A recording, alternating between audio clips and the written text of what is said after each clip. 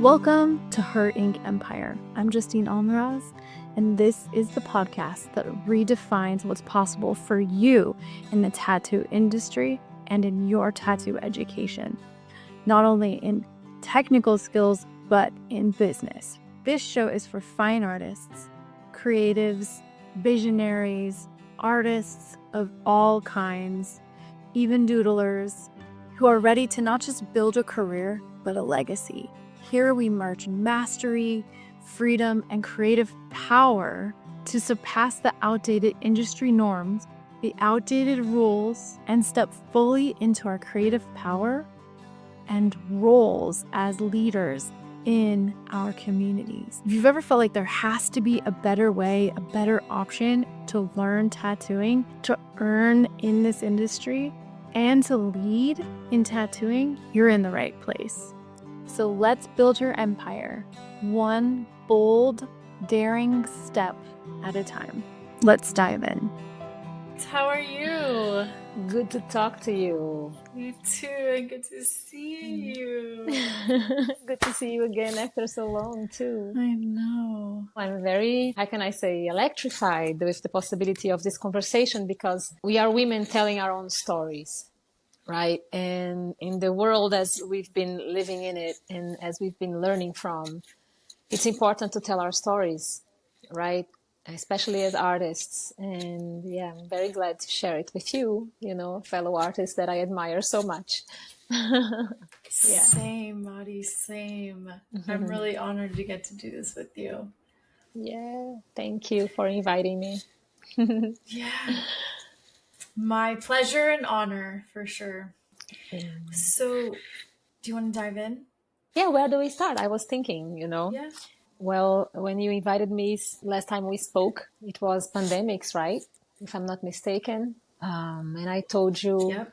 Yeah, you confirmed that, right? So, I told you about my journey with tattooing in Brazil and how I started tattooing almost 20 years ago. I see myself and acknowledge myself as a pioneer in the contemporary fine line style in Brazil. I remember when I started one of my masters, I remember him telling me, well, I want you to compete in one of these conventions because I would go with him to conventions in São Paulo.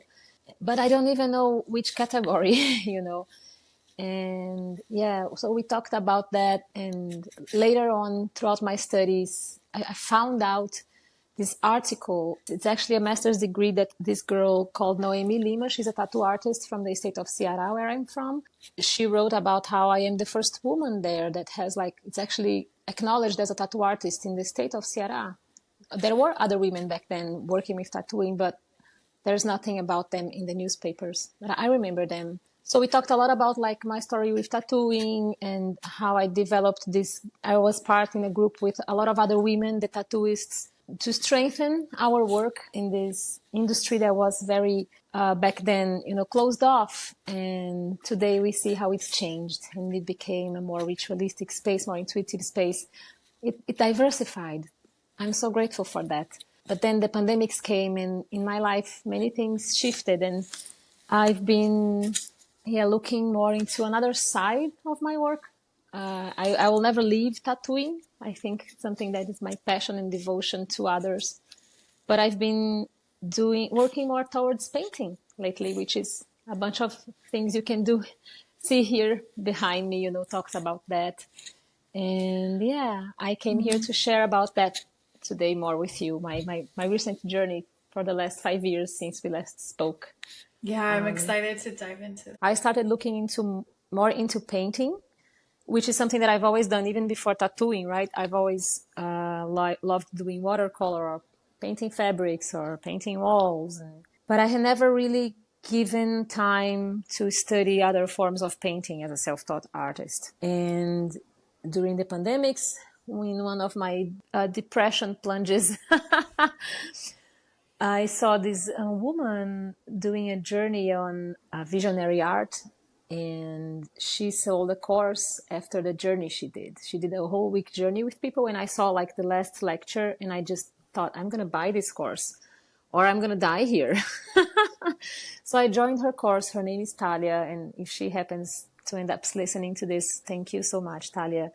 She actually became huge in Brazil. She has a huge community with a bunch of people where she teaches them how to paint and different techniques that she learned from Amanda Sage and Oleg Gerolev. I don't know how to say his name. This is visionary Russian oil painting master.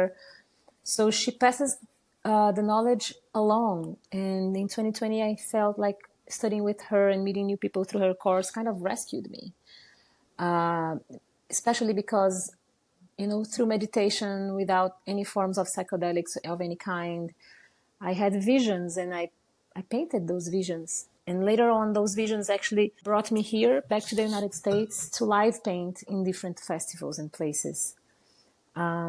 So I was really grateful to be a part of that and to connect with the Brazilian community of visionary painters through her, especially in those hard times for us. Like the online movement was all we had, right? And then what happened is also because I had been here right before the pandemics, I visited the United States twice and I visited the Chapel of Sacred Mirrors. And I made friends there. One of my good friends, Caitlin, I also met her online through the pandemics, through the Vision Train. I don't know if you heard of them. Yeah, I was doing that during the pandemic too. Yeah, that was like such a great thing that Amanda also did. And I'm so grateful for that. Many people have joined the wagon and journeyed painting together, which I think is such a powerful movement, right? And especially in grief times, I think arts rescues us. And then I started coming back here because of painting. Since I have this business visa that allows me to be here and informally study art with other artists and showcase my work. So I started coming back here to live paint. So I went to this festival called Unifier in Toland, Massachusetts, by invitation of Caitlin, where I met Rosa Barrel and Martin Bridge and Carl Bridge and other amazing artists, like Leah Calderi also is a tattoo artist, that we later on for a while, we did something similar, like I told you, with the tattooistas in Brazil and the collective group of women to showcase our work worldwide. We created the International Tattooers Alliance and started thinking about how could we spread our work together, pollinate. Ended up fading with time, Instagram pages. I guess we used Instagram, but we've been using it for so long that maybe I personally am kind of tired of playing the game there all the time, right? But we, for a moment, went through that journey together, which was beautiful, interconnectedness of her and another friend from Brazil that lives in Berlin and some other friends in Brazil. We started doing that for a while and it was very special. It was very special being Unified Live painting with other artists for the first time, right? And seeing the power of my art as how I feel alive when I'm painting with other people or when the art is being seen, because I guess that's one of the reasons why we do art, right? To share. And then my paintings are a devotional work of me to the world and from me, not necessarily from me to someone else. So this brought really a calling that I still am listening to, dive in more into my visions and try to portray what, at least for me, I think, especially this year, I've been diving a lot into my prayer practices since the 6th of January. I've been diving into that and daily practice and working on trust and finding the paths and the correct ways of where I should be. It's been a very transformative sabbatical year for me. And in the middle of this journey, so many things have been happening. And I have been kind of looking to my art and understanding more of its message and wanting to open up the portal so I can bring more of that. So in 2023, when I came here, this awakened me the desire of coming back here and study more and be able to present more of my work, And then in 2024, I got invitation from the Chapel of Sacred Mirrors to live paint in one of the full moon gatherings they have there every month. I was deeply honored and so excited to be there for that, right? I mean, Alex and Alison Gray have been inspiring me in my artistic journey way before I became an artist or a tattoo artist for that matter. I was a secretary in some company in Brazil when I first saw their art and I didn't even have tattoos. And so it was really inspiring to be back there to paint.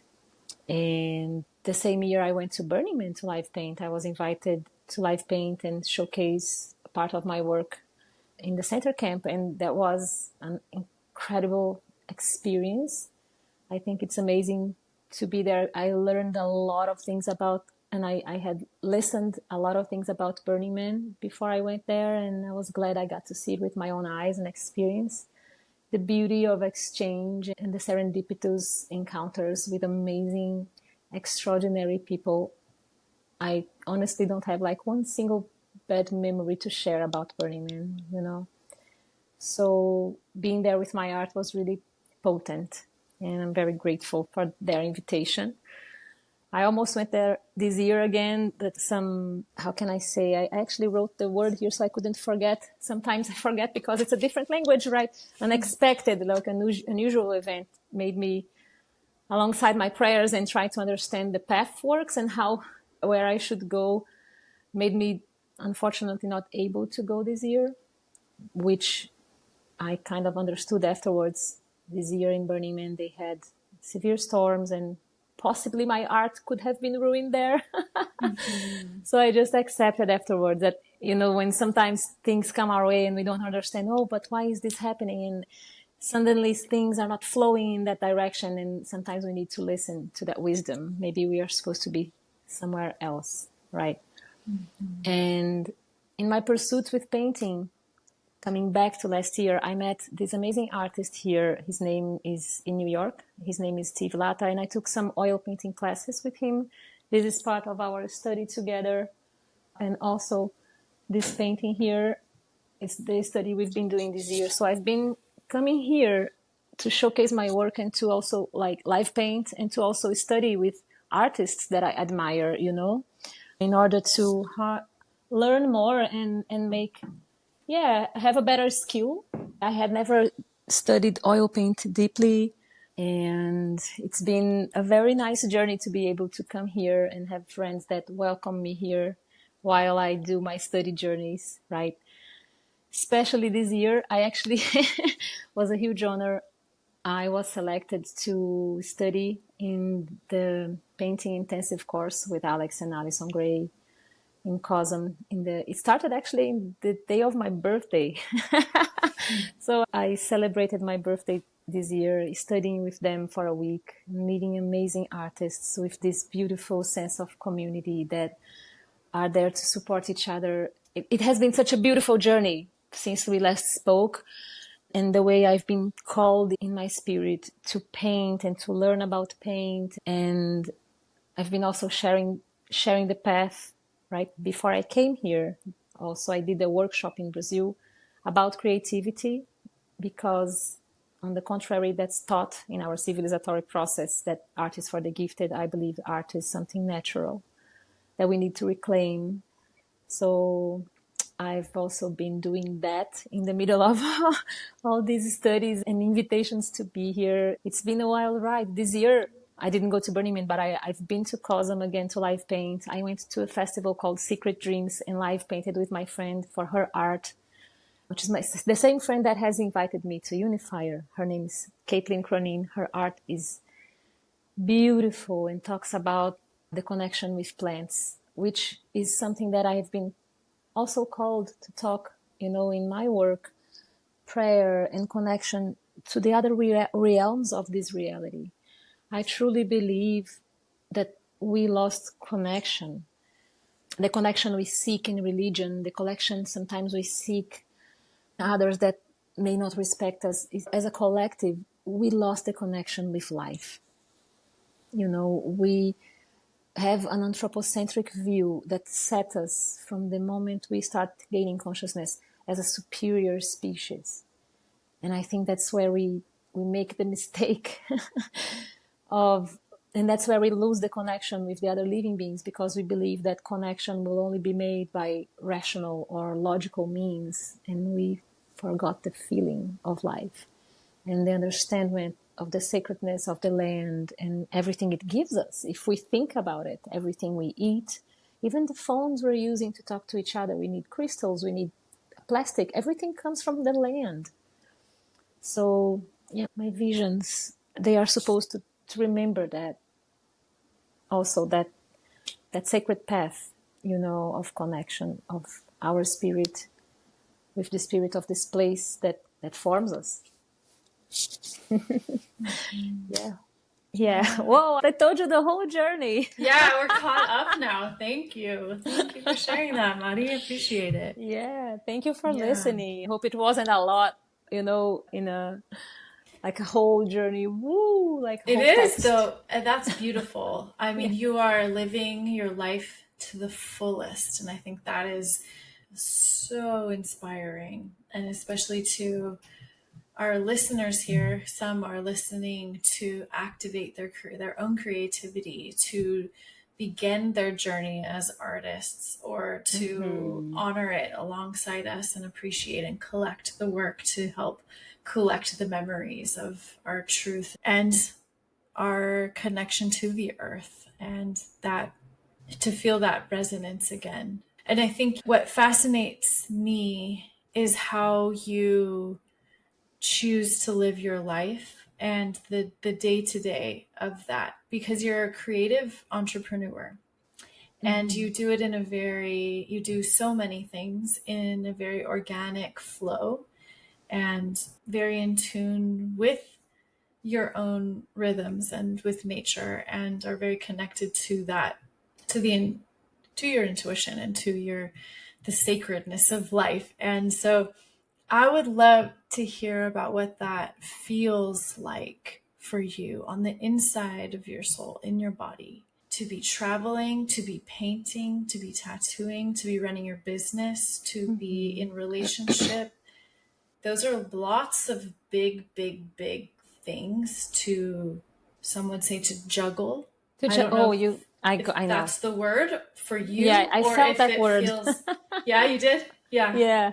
Does it Yeah. feel like a juggle, like, or does it feel Well, different for you? it feels more like a flow in a learning. It's funny you say that to me because at the moment, for the first time, I'm actually living a sabbatical. And I took the time, I organized myself. I did the big events in Sao Paulo to organize myself to be here and not necessarily have to be back so quickly to Brazil. And the tattoo industry has been shifting a lot. And the way I used to work with tattooing would consume. I mean, I told you I painted with watercolor, but sometimes it would take me 4 years to finish a painting that's smaller than this in watercolor because I do so many details, and I would always have the tattooing as the first, thing. And then I moved out of Sao Paulo and kind of restrained the time for tattooing in specific pockets of time each month. And after I tattooed for so many years and having like my books filled for so long, and with the shift of the industry and the shift of algorithms and stuff, I kind of felt called to do something different. And learning from a friend, Lisa, my good friend, she tattooed this beauty here, and we're partners. We work together in Brazil. She's one of my good friends. Well, learning from her and with her, I actually started a group with my closest clients that today we have like a WhatsApp group with almost 200 people. And this is my first contact with my, what today people call the audience. They are my clients, actually. I know their stories. I know them. It's a lot of people to know, but I know them, right? They have been through the ritual. They have been in my house some of them many times, became friends. Some of them are like further away, but like there's like a newsletter with almost 3,000 people that I can contact with, and so I've been managing doing that while I moved to the beach in order to have a more quiet life. And this is what I've been called to do, when I come back to Brazil. I don't think I will be in the craziness of Sao Paulo that I did that for 16 years. And this is sort of what I feel here. I love to be traveling here. I love meeting. I learn a lot, and I come here to study art, and I have amazing artist friends here that I love a lot. And I learn a lot from them. And this is like a place where I come, drink from the visionary artists' wisdom, right? And share celebrations because there's also people that have this vision, right? Of the sacredness of the land. So it's very nice, but there's a part of me that longs to be more quiet. When I come back to Brazil, I want to be back into this rhythm of staying far from the city so I can have more time to listen and paint. After coming here and studying, and then I go back to Brazil, organize the trip. I'm going to be there back again, maybe 10 months. And then what do I need to do, to do that? And sometimes I spend 3 months here. It's a long planning that I need to do. So I'm looking forward to take a pause, next year and dive more into painting before I can come back here again. So this year I'm trying to make the most of this travel, but there's a part of my spirit who feels called to introspection, to paint. Yeah, definitely. But I feel amazing and so grateful with the opportunity that I have. I mean, I feel truly blessed that I, throughout the years, have made amazing friends that feel like sisters here that, well, like I said, welcome me or, teach me or invite me to showcase my work. I think, yeah, I'm happy that I learned English, so I can be here today and be able to, collect this knowledge and add it to my work in order also to take, right, to my country. And I actually invited some of my friends here to meet Brazil. And there are some plannings and other things for next year that I will share when ideas are more solid.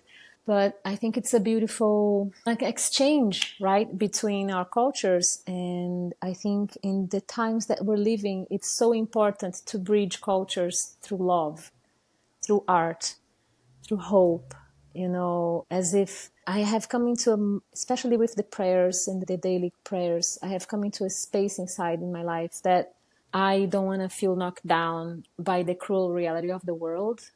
If there's the yin and yang, I'm going to be working for the good side and I'm not going to lose.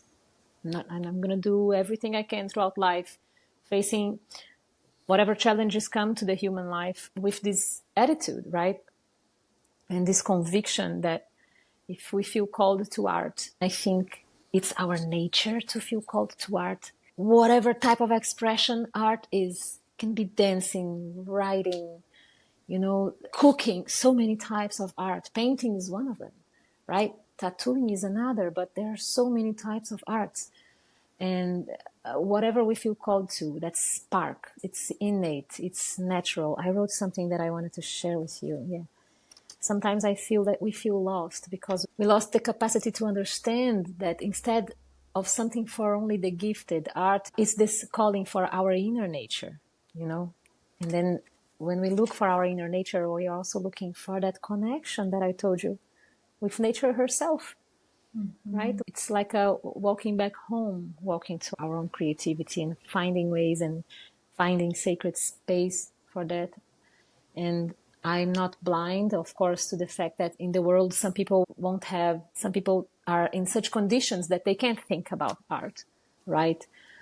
It's also a privilege. And looking to that, why I feel called to talk about it and try to ignite that, because I think the more people that feel called really try to walk the path the best way, they can also play a part in transforming the world slowly as it is, you know.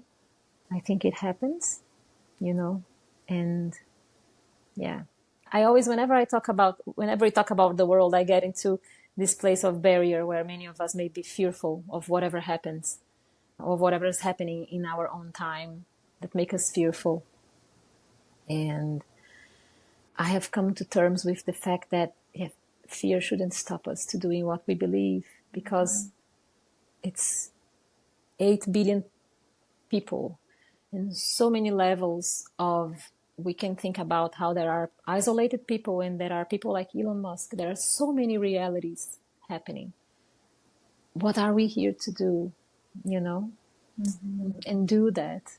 And if it's related to art, I think it's a divine calling to connect with our inner nature and nature. And yeah.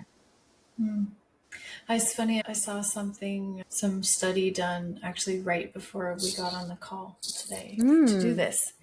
And it was an example of how babies actually are not born with fear. And they're in a room playing with Snakes? Snakes. I Did you see saw, that? that's beautiful. Yeah. And Yeah. the only thing they actually innately are afraid of is a loud noise. Mm-hmm. And so if you think about every single fear you have today, it's been it's imposed been on us. learned, Yeah. especially if it has to do with art or any form of creation. Yeah. That has absolutely been shoved into your brain by somebody else. Yeah. You know Hundet Wasser, he's an Austrian artist, and he said that art is only a commodity and something for the gifted in an enslaved society. In a free society, art is as normal as grass. And if we think about the original peoples of the world, you know, if you go into into their lives, and you'll see that everybody can do the art they do. You know, it's not, it's available. And then we get into this crazy civilizatory process in society that, is teaching us to be super smart, super intelligent, superior, right? Mm-hmm. But then the art is just for the gifted. I think that's so insane. And it's so introjected. That's a word, right? Mm-hmm. Kind of, in our minds for so long. I think in Elizabeth Gilbert TED Talk, Your Elusive Creative Genius, she talks about that, like how also in the last 500 years, the idea of a good artist is being related to being a genius rather than having a genius connection with creativity. Because I think actually art is about harnessing that connection. Being a good artist is about practice. It's about listening to that call and creating sacred space. And Alison Gray also, she says a lot about that. If you want to do art, you have to have a space for that. You have to have a space in your life, in a little table where you're going to have whatever you decide you have to practice there. Even if it's just you're going to buy paper and some sort of, I don't know, different types of graphite to practice. Then that's what you're going to do for a year, every day for half an hour. See your progress for a year. We can only learn by consistency. So it's actually kind of, and Italia also said that a few times already, it's actually kind of unsettling to say it's for the gifted only, because you're not considering that actually I'm not here out of nowhere, out of gift. I came here because I've been working hard. And I'm not saying that there aren't gifted people, because there are. Sometimes you will see a video of this child that's 2 years old and is playing the piano like he's Mozart, Personally, believing in reincarnation, and I don't understand its rules, of course, but I do believe that could happen. And we come here, with openness and talent for some things more than others, but we are also here to learn. And I think that's one of the things that I like to poke. You find it beautiful. Well, how about you try it? Right? Because I think... Go. No, I think it's a beautiful part of sometimes finding a purpose here. If we love the planet because of its beauty, we can understand that a beautiful purpose in life is to create beauty. It could be useful beauty, it could be just for the sake of contemplation, but it's a purpose. Yeah. So sorry, you were saying? How do you feel about income as an artist, making money from your work? And has tattooing been your sole income? Yeah. And are you switching that to painting now? Well, I think I started with the tattooing in such a way in Brazil. I think it was like this wave. When I started, like I said, there wasn't fine line tattooing. People were advocating against it in the studio that I started. Many people were advocating against it in the tattoo industry. And up until then, some women had to get together and say, hey, we exist. So what do you mean? Just like being a woman and tattooing in Brazil was being a woman and doing fine line. In my story and in the story of many of my friends, we kind of encountered that barrier of people resisting the fine line and saying it wasn't going to be something, or that it was going to fade away, that was not going to be a good tattoo with time. And I mean, I have this gray tattoo here in my hand for more than 10 years now. It's a fine line gray wash to prove then it's here. And I've been tattooing for 18 years and it works. It's maybe not mainstream or not what's the usual, because usually tattooing is about contrast and it's about seeing from afar, but it's also something personal. And I think me and many women, and today also beyond the gender, I have come in because I know many guys and trans people that do fine line work, so I guess this just boomed and became like there were a lot of people that wanted that kind of work, right? So for a long time, tattooing became that for me. And I mean, for 7 or 8 years, I actually would open my bookings once a year. It was crazy. I remember actually feeling kind of suffocated. And as grateful as I was, it's hard for me to say no. I remember I wanted to have free Saturdays and I was always like, oh, I have someone that I need to finish something, And this Cancer star sign, open heart, who just want to welcome everybody and make everybody happy. And let's finish this beautiful, and let's do this, And also working a lot and thriving, with income from my tattooing. And I am grateful that I feel very well rewarded for my work in my country. And with the shiftings in the industry after the pandemics, many new people started tattooing. Some people today, I think, I don't know if you feel that here, but it has been happening in Brazil, like shiftings in the prices and a lot of stuff. But like I said, I had my community. I told you about the group and then the newsletter. So I kind of talk to my clients through different ways. And I also offer paintings today. Like I did this huge sale before I came here. And when I collected all these years in Sao Paulo of doing random paintings, thinking, okay, I want more time for painting, but I actually had almost 200 pieces of paintings between watercolors and fabric paintings, like this cutie here. So I sold a bunch of my art. Oh, this is a hummingbird drinking from its own nectar. Beautiful. Thank you. So I sold a bunch of my art and I saw the potential of having like a way to share more, because actually people only access me through tattooing, and then I have clients buying my art when they come to my studio, but I never had something online up until recently when I did that with one of my partners in Brazil. And we're looking forward to, we're actually working on creating something that will be possible to share my art more, not only with tattooing, but in other ways. Yeah. Because I definitely don't want to only tattoo. I love the ideas. Before the pandemics, I had opened my bookings for a retreat that involved tattooing, but also involved creativity. I would create. It was a dance, design, and tattoo retreat. It was sold out. And then the pandemics hit and I never did it. But I also am inspired by the idea of getting people together for retreats in nature with creativity. So I'm definitely bringing in, like, not transitioning of a career, because my idol is the Kalinga. One odd, right? I hope I'm tattooing as long as I can. I love to do that to people. I really feel my heart full when somebody is happy with their tattoo, and I feel like it's a mission of my soul. But tell our audience who the Kalinga. Kalinga, she's this 106-year-old traditional tattooer from the Philippines. Kalinga is her tribe. Her name is Wang Od. And yeah, she's been tattooing until this day. And she also has like 3 nieces that she has taught, but people still go to tattoo with her in the Philippines. And I just love her. She's an icon, right? Have you gotten tattooed by her? Oh, no, I would love to go there. I remember talking to a friend of mine. This was before the pandemics, thinking, oh my God, like people probably, it's already, I thought we shouldn't go because we're going to be another disturbance. People are already like going there a lot. It's a small place, and we're thinking about that. But I don't know, maybe not. Maybe should do that, while she's here and pay the respects and honor and meet this living legend, right? Yeah. Yeah, who knows? Maybe I'll do that. Especially now that I'm traveling. Yeah. How do you feel about the cleanliness of it? Do you ever think of it?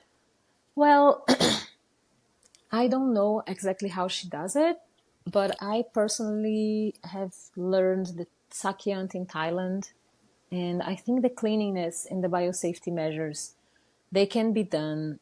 It's a procedure that we can do anywhere, right? I personally don't mind tattooing in the outdoors, I think that the healing of the tattoo and the care, if we know our biosafety measures and can prepare the environment, we can prepare the environment wherever we are. And And then the care for the tattoo afterwards, how we clean the tattoo, how we protect the tattoo, right? Those 15 days right after we do it. It's also like very important for the outcome and how if it's going to be infected or not, you know. But I think the biosafety measures, I tattooed a friend of mine in a waterfall, and I just covered everything that I could where we were. I tattooed her hand, you know, we know what we're doing, especially been doing for so many years, right? And of course, very mindful not to leave anything behind, or also like, I'm not painting someone with this super magnum, like, and making bleeding. It doesn't even bleed, you know, of course there's blood involved. It's not because that I don't see it, it's not there, but like, it's not dripping. Yeah. You know, it's not, how can I say, it's not spilling, you know, when it spills sometimes, or it could do that, especially in hard works when there's like a lot of painting, but no. So I think we can be cautious. I don't know how Kalinga does, but I saw that in Thailand and I felt safe. I learned their ways, you know, and I think, yeah, we know the ways for cross-contamination, when we touch or what with where, and the gloves, and take the gloves, you know. Yeah. All yeah, that. for sure for us doing it, but I've just seen them using like the same towels like for many people all day and things like that. So I just think about diseases in that Oh form. my God. You know? I would Have never you seen accept that? that. I don't know. I haven't seen that. I think in the Kalinga, I don't know if she does that. I've never seen that from her. What I know from her is that she uses this when you go there. There's a whole, I've saw documentaries on her, and there's a whole ritual actually. If you go there to tattoo with her, when you arrive there, she will kill a pig. And if the insides of the pig are bad, you can't stay. If the insides of the pig are good, there's going to be a feast in your honor. And you're going to get tattooed by her. And she chooses one spike of her lemon tree. And that's your spike. But I don't think she uses the same spike. So I don't know about the usages of cloth. I haven't been there. I would assume, I don't know, she would boil them. I have no idea of the specifics, you know, but I don't know. It's such a different reality from our super westernized, you know, we should be super clean. I think one of the things, I don't know if you've heard of this, kind of changing a little bit of the idea, but also talking about our connections with nature. I don't know if you heard of this, but many of our depression can come from unregulated gut, dysregulated gut. I don't know if you heard of that. There's been recent studies talking about it. And the original peoples, they have a bacteria natural from the gut called Heuteris that is essential for our understanding of empathy. And only the original peoples of Earth today have them because they are still connected to the land in a deep way. And the people that live in cities and eat processed foods, and we are super like sterilized from the environment as if the earth is dirty. We lost a lot of healthy things in connection with biology. So I'm not saying, you know, this is another side, right? I'm not saying that, okay, it's okay to get tattooed and use the same cloth you use in your friend. No.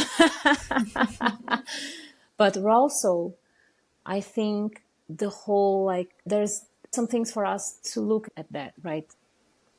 For some procedures, it's very important in the way we do it and how we do it. But we've also become so sterilized that it's also making us weak and sick. You know what I mean? It's crazy. Yeah, that's a really good point. Yeah. Yeah. A good balance and understanding of it all matters. Yeah. I personally, especially because of the contact with the psychedelics, like I told you, in ritualistic ways that have put me back into this kind of try to recuperate and reclaim this wild side. I don't want to disregard all of the learnings. God damn it, if you need to give me allopathic medicine, I'll take it, you know. But I'm just saying, like, our knowledges and the ways we learn from life and how we should be, how clean we should be, or how this or that we should be, or how civilized we should be, maybe it's lacking the connection with nature to be as if diversity will be healthier for us rather than standardizing. And yeah, I'm kind of making a mix of everything with that, but I think this is an umbrella that talks about all of that. When do we need to use, let's say, antidepressants? When do I need to be super biosafety measured for a tattoo? When do I, need to be with my feet on the mud, and being a part of this environment and sitting in front of a waterfall and learning something from it that doesn't require words, Yeah, it's funny. Interesting. I have two visions like popping through my mind right now. One is of a memory I have of going into my backyard as maybe 6 or 7 years old, and I just covered my body in mud. And my mom came outside and saw me and screamed, "What are you doing?" I'm getting some vitamin E, vitamin Earth. I was like, "I'm taking a mud bath, Mom." People pay expensive for that today. Yeah, this is just in the yard. It's free. Yeah. And then I remember my first experience with the mushrooms in a very intentional way. And I remember going to I was camping, so I went to the restroom and had a moment of seeing all the germs. And the anxiety left. And it was an understanding that the germs and the bacteria were good. They were good. They were not evil. Yeah. And we needed each other. Yeah. And that what you're saying with the gut, I mean, it's all bacteria. We need to have it. And what's happening in modern medicine, being prescribed so many antibiotics, like our bodies are starved of that, of the good bacteria, and we're losing that. So this is something I want to talk about more, actually, and I'm glad this is kind of coming up, is that my dad was a physician, an ER doc, and I started getting tattoos and I would get infection. Like I remember calling him for my first tattoo infection from the shower water in LA. And he said, "Okay, well, I'll prescribe you some antibiotics." And I said, "Okay." And what I learned over time was that, well, he told me they don't really understand tattoo infections in modern medicine. Like they're not taught anything about it. They don't understand it. So they just say, "Okay, well, here's an antibiotic." And the problem is that we don't actually need to take antibiotics for tattoo infections. And if you can catch it, especially if you can catch it right away, the topical antibiotic, triple antibiotic ointment you get at the drugstore, and basic wound care, hydrogen peroxide, that's what it is. Hydrogen peroxide and some triple antibiotic ointment will heal your tattoo from a bad infection. And you don't need to take any medicine. You don't need to take any medicine. Oh, I've never heard of that. People taking actual medicine for that. That's crazy. Yeah, all the time. Yeah. So that's insane. Wow. Like if we can avoid taking some antibiotics when we can, we should. And if you ever get a tattoo infection, go get triple antibiotic ointment. Don't take. It's just superficial. It's just on the skin. We don't need to take antibiotics. I've never heard of that, because throughout my career with tattooing, whenever somebody had an infection, like it's kind of red, right, around it, there's some pus or whatever, then there's this specific medicine with antibiotics that you use it on topic, only there. Exactly, only there. I've never heard of somebody taking medicine for that. Like, well, here the doctors, they just give it out like lollipops, and that's crazy, killing us. It's the consumerism also of medicine, right? Allopathic medicine, like without really thinking about it. Yeah.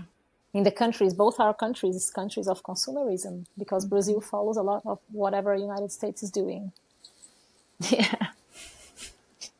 Don't follow us. Don't follow us. Nobody knows what's going on here, okay? Nobody's in control. It's a shit show, right? There are plenty of good things to do, but not that one. Yeah. Yeah, good stuff. I'm glad it went there. Yeah. And I'm like, I would consider myself like a germaphobe, even though I understand it with tattooing. I'm really, really, really careful and Yeah. really cautious of And we what. become freaks. Yeah. Yeah, I know. I kind of feel like I have OCD. I'll say always cleaning my hands with Yeah. especially after the pandemics, with the Yeah. hand sanitizer, and yeah. Mm-hmm. I think it knocks on our tattoo modus operandi. I don't know how to say that in English, like the way we act, our mindset. Yeah, Yeah. absolutely. Because we are dealing with health issues and with someone else's life. So I guess it comes on our brain the second thought, first thought and second thought and third thought. Madi, I would like kind of shift back to something we were talking about Let's earlier. go. Yeah. When I think about selling art, how do you feel about it? Because I know some of the artists that I coach have really like struggle with the idea of it, making such deeply meaningful, intentional, soul created work, then to feel like you have to hustle it to make a living for yourself from that can almost feel like completely the opposite of the experience you're going for, basically. What do you feel about it? How do you feel Well, about shifting into making a living with now your paintings? well, I believe there's a lot of people that are interested in buying art. We have a lot of people with money in the world that are willing and that like art. And I think there's a mindset, especially I'm saying that also for me, I want to find these people. I remember when I was live painting this one in Burning Man, I actually have her contact and we've been in contact, but I told her I need 2 years to finish this piece. I wasn't ready to let it go. And I actually still have a lot of details to go here. And with my schedule and traveling and everything, I told her if I had like 3 months just for this, I'm going to finish it. But as the way things are going, I'm going to take more time. But she's this beautiful Ukrainian model who lives in LA, actually. I'll be in touch with her when it's done. Maybe she wants it, maybe not. But this is something that is like very special inner vision. If I'm selling an original that I'm not going to give, let's say I'm not going to make any print of it, and she's going to be the only owner. And I'm going to count all the hours that I've painted on this, which are countless already. I don't remember. And it's going to be a high price because I need to value my work. And in that is embedded all the years of everything that I've done to get here. And I think it's a very important thing, especially as a woman, to value our work, to value the hours. And I also don't want to be inaccessible. So let's say I would only sell this for a very good price without making prints if the owner really like, no, I want this just for me. And then it would have like a way different value. But what I actually want is that this reach a lot of people. So I want to have accessible prints. I think there are many ways we can navigate because the art world has many different paths. There's the galleries. I think it's a harsh one sometimes, but there's like collectives that we can go and work together and learn from, groups of people where we can share our art and learn from these strategies and marketing and publicity and how to access more people with our art, right?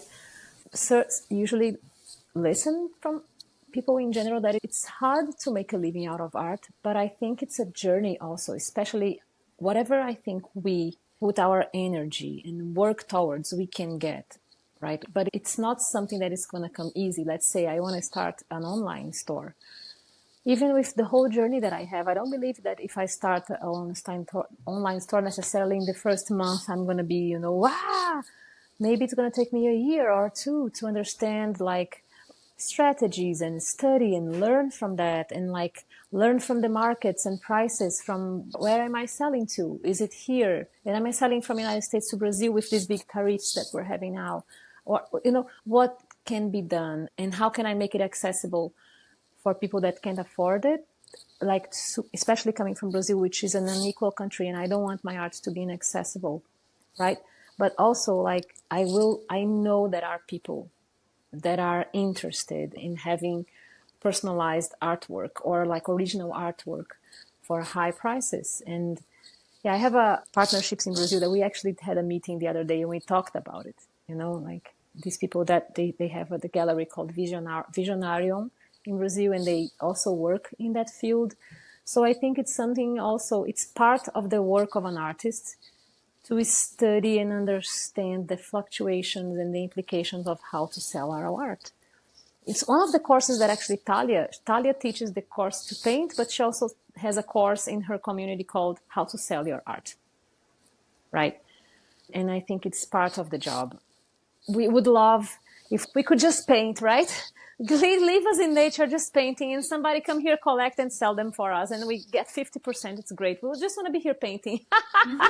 Yeah, That so would good. be easy. But I also think as women, it's a part of our also like autonomy to be learning how to do that, and it's not only women, but I think we need community. When I look, for example, at Alex and Alison, Alex had a hard journey, and he met Alison, and through that connectivity and support, they built a beautiful story together. But they didn't do it alone. They have a beautiful network around them of people doing that place, making that place exist. COSM and Antion. There's like 20 people or maybe more. Like they are constantly there making that happen. There's a website there. Instagram, there's like the events, right? So much things to be done that needs and takes the support of the community. And I do believe that we can sell art also by making our community through our art, and I think sometimes can be very daunting and hard for somebody who's, I want to be an artist, but I have never painted. How can I make a community? People don't even know what I do. And I think they have to remember to take one step at a time. And I don't know how it's going to be if one day how much money will I make with my paintings exactly, but I am working that parallel with the tattooing and with what I offer, and slowly decide and learn as I go, Right now I'm in the investment part. I'm here studying, and showcasing my work and making connections, right? But I'm aiming, right, as I'm also talking to my partners in Brazil and constructing, slowly building ideas that will take place there next year when I come back there, possibly in November. But I think it's a learning process, and we need to study, and it's about being determined and making space. Otherwise, we can't do it, and nobody's going to do it for us. I can only paint in oil because I got here and took some classes. Who am I going to study with to learn about pricing, about and how can I make it work in Brazil? How can I make it work somewhere else? How can I create, let's say, I'm going to say for somebody who just started painting and they like what they're doing, okay, you make a page, show people, show your closest friends, ask their opinion, right? Ask them to share with their friends, take the criticism as something that will make you grow, and if it's a bad criticism, tell the person to shove up there, and keep, I think one of the things that happen a lot in the world, sometimes it's ourselves, sometimes it's the world, sometimes we feel the obstacles and we want to give up and we can't. Because this is the moment we have, the present, the life we have, this consciousness in this body we have now. And we should make the most of it, And I'm saying this coming from a place where I have been depressed with the sadness of the world, but art has always been an anchor and a saving point for my soul. So I do believe that it's a way of living that we need to, find ways and learn from how best to do and share. Yeah. Does it make sense? Yeah, 100%. Beautiful. Madi, we have something that we're doing together. Maybe we should talk about it a little bit. Yeah. Well, I'm going to be there to express more deeply and in presence my ideas about how art is something natural. And we're going to do a workshop, possibly with watercolor, on creativity and how to express yourself. And, now that we're talking about it, even before thinking about becoming an artist, doing art to express yourself, as a therapeutic way of living. It's an anti-anxiety method. It's a medicine. Art is a medicine. So I think this workshop is about that. Seeing art as medicine and as a soothing practice for the soul, and something that is accessible because it's natural. So it's, to me, it's what I want to share with all my heart. Yeah. Yeah, beautiful.